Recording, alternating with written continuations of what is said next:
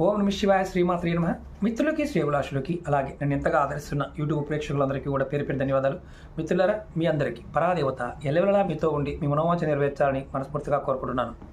ఈరోజు షార్ట్ వీడియోలో అత్యంత అద్భుతమైన ధనాన్ని మీ ఇల్లు ఆకర్షించడానికి, కుబేరుడి యొక్క కృప కలగడానికి, లక్ష్మి స్థిరంగా ఉండడానికి ఒక అత్యంత తేలికైన అద్భుతమైన ఉపాయం చెప్తాను.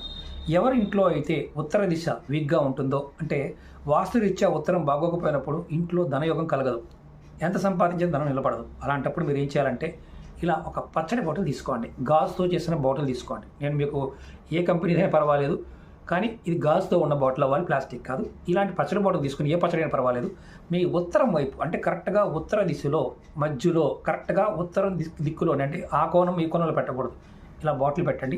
కుబేరుడి యొక్క అనుగ్రహం కలుగుతుంది, మీ ఇంట్లో ధనయోగం కలుగుతుంది. ఈ పచ్చడిని 3 నెలల తర్వాత మళ్ళీ వాడుకోవచ్చు, కొత్త బాటిల్